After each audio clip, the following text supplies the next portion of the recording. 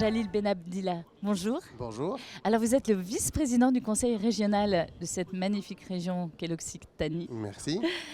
Comment se portent les entreprises et les entrepreneurs en Occitanie ?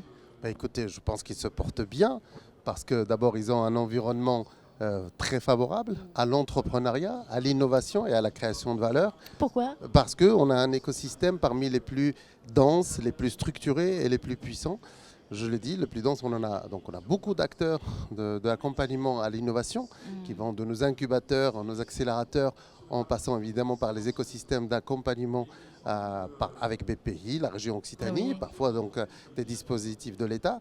Et on a des centres de recherche d'excellence, des universités de très haut niveau. Et on a bien sûr une très très belle région dans tous nos territoires, dans nos 13 départements. On a envie de s'installer parce qu'il y a de belles choses à valoriser. Qu'est-ce qui attire le plus les entreprises qui ne sont pas de votre région ? D'abord, l'idée que quand ils viennent chez nous, ils vont avoir un accueil qui est attentif, structuré, précis. Et donc, ils ne vont pas devoir, on va dire, aller chercher des solutions de manière disparate et incohérente. Ils ont des guichets, ils ont des interlocuteurs qui vont leur prendre la main et qui vont leur expliquer quel est le parcours, on va dire, quasi idéal de l'entrepreneur. Ils vont étudier avec eux leur état d'avancement, leurs besoins, et on va les flécher vers la structure la mieux adaptée pour les accompagner en fonction de leur état de maturité et d'avancement de projet. Donc que ce soit sur le plan financier, que ce soit sur le plan de l'innovation, de transfert de technologie, de partenariat public-privé, nous avons un écosystème. Par exemple, nous avons le réseau des développeurs. Et c'est beaucoup d'experts terrain dans les territoires, animés par notre agence de développement économique ad hoc, en partenariat avec les chambres consulaires, avec les réseaux économiques, et qui sont des experts dans l'accompagnement pour les entrepreneurs. Donc, on leur donne toutes les chances de réussir et d'aimer notre région. Et des clés de visibilité également ? Bien sûr. Il y a des actions qui sont menées pour les faire rayonner, les faire se rencontrer ? Oui, la réponse est oui, évidemment, aux côtés de nos partenaires, qui sont par exemple BPI Excellence, qui fait un certain nombre d'actions très structurées pour nos entrepreneurs. On a aussi, nous, les French Tech, bien sûr. On a celle de Toulouse, celle de Montpellier, celle de Perpignan.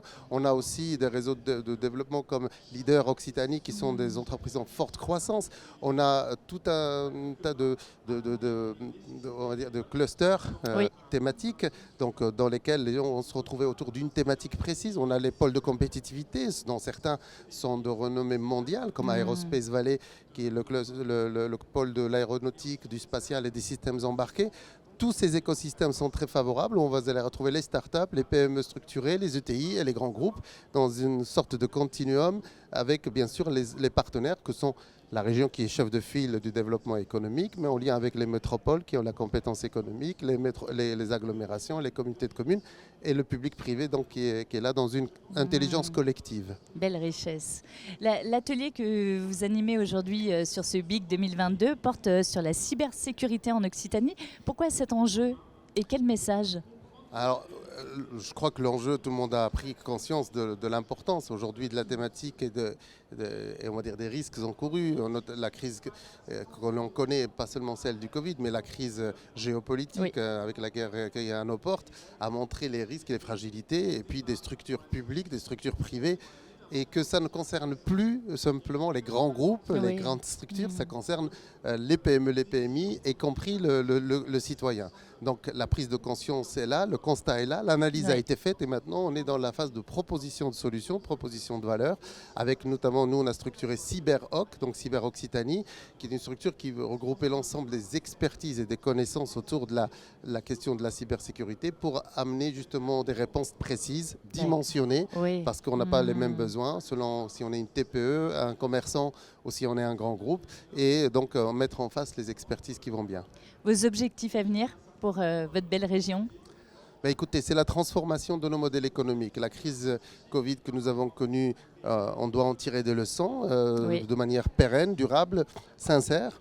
La nécessité de transformer notre économie aujourd'hui est une conviction Nous avons, nous, le pacte vert avec le premier budget vert de France. Ça veut dire transformer l'économie, bien sûr, pour tenir compte des préoccupations de nos concitoyens vis-à-vis du climat. Donc, transformation environnementale, écologique, mais aussi transformation numérique qui a déjà démarré. On parle aujourd'hui plus d'industrie du futur, donc pour améliorer la productivité, réduire les pénibilités, améliorer l'ambiance sociale, donc la RSE aussi, donc la transformation sociétale qui est nécessaire. Voilà, toutes ces transformations, nous sommes en train de mettre en place notre projet de schéma stratégique pour les 6 années à venir, donc avec des moyens et des financements pour accompagner notre économie et nos entreprises à cette transformation. Eh ben, beau succès à vous et à toute la région. Merci. Et merci beaucoup. Merci. Merci, madame.